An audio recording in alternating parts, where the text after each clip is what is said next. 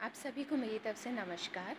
मेरा नाम रचना है और बाय प्रोफेशन मैं एक चाइल्ड साइकोलॉजिस्ट, करियर कोच और DMIT कंसल्टेंट हूँ।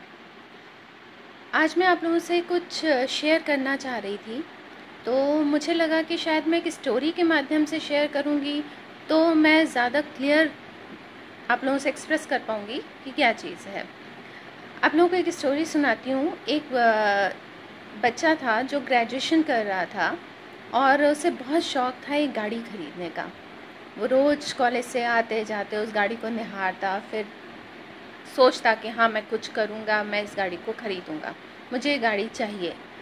तो जब उसने ग्रेजुएशन पूरा किया तो उसने अपने पापा के पास गया, बोला पापा मुझे वो गाड़ी एज अ गिफ्ट चाहिए। तो उसके पापा भी बोले अच्छा बेटा ठीक है, बट उन्होंने हाँ या ना का जवाब नहीं दिया। बच्चा रात भर सोचता रहा, कुछ उलझन सी थी मन में, कुछ खुशी थी कि पता नहीं सुबह पापा देंगे नहीं देंगे। तो फिर अगले दिन सुबह उसके पापा ने उसको कमरे में बुलाया, उसको एक बुक गिफ्ट करी। उस बच्चे का ने बुक देखी, एकदम से गुस्से से रिएक्ट किया, ये क्या दिया है आपने मुझे कार चाहिए थी, आपने मुझे बुक क्यों दी है, इसका मैं क्या करूँगा, बेकार चीज़ है। उसने फेंक दी। उसके बाद वो गुस्सा होकर घर छोड़ के चला गया।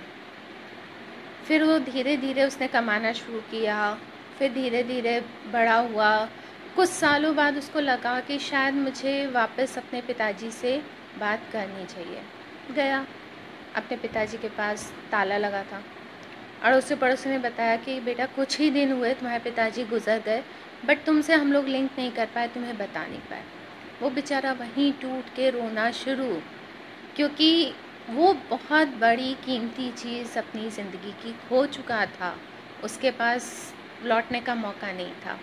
खैर वो अंदर गया, उसने अपने पापा के पेपर्स वगैरह देखे, उसी में उसे वो बुक मिली।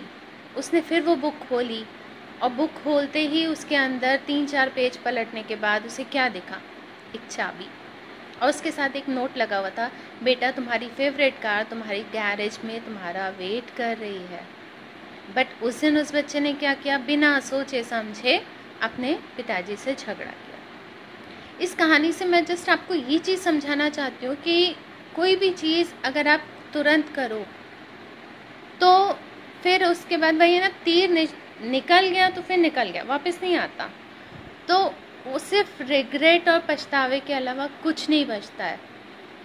तो इससे अच्छा है कि आप थोड़ा समय लीजिए, खुद अपनी बात रखिए ज़रूर, लेकिन सामने वालों को भी बोलने का मौका दीजिए। ऐसा नहीं कि आपने अपनी बात कही और आप वहाँ से निकल लिए। काश उस दिन उसने अपने पिताजी को 1 मिनट का टाइम दिया होता, घर छोड़ के न गया होता, और उसके पिताजी ने उसे या तो बताया होता या उसने उस किताब में कहीं ना कहीं 2-3 पन्ने पलट के देखे होते तो उसे चाबी मिल गई होती और इतना बड़ा नुकसान नहीं होता। तो just there is a difference between reaction and responding.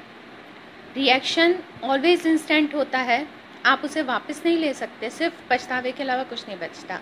लेकिन अगर आप कुछ सोच समझ के रिएक्शन देते हैं या रिस्पॉन्स देते हैं तो वो 99% गलत नहीं होता, क्योंकि रिएक्शन आपका हमेशा इंस्टिंक्टिव होता है और रिस्पॉन्स हमेशा इंटेलेक्चुअल होता है, जहाँ आपका दिमाग काम करता है।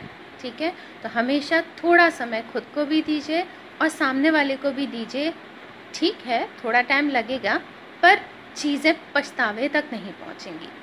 और आजकल के बच्चों के लिए तो मैं स्पेशली कहूँगी, बहुत हाइपर हो रहे हैं, चाहे पेरेंट्स हों चाहे बच्चे हों, माहौल भी थोड़ा ऐसा टेंस है। मोटिवेशनल बुक्स पढ़िए, नहीं तो इस टाइप की स्टोरीज़ देखिए, कहीं ना कहीं कुछ तो हिट करेगा। पछतावा करने से, खुद गिर के संभलने से अच्छा है दूसरों की एक्सपीरियंसेस पढ़िए, दूसरों के एक्सपीरियंसेस से आप सीखिए, और ये सिर्फ और सिर्फ आपको अच्छी किताबों में, अच्छी स्टोरीज़ में मिलेगा। मुझे आपसे इंटरेक्ट करने का मौका मिला और आपने इतने पेशेंस के साथ मुझे सुना, उसके लिए बहुत बहुत शुक्रिया। फिर मिलेंगे।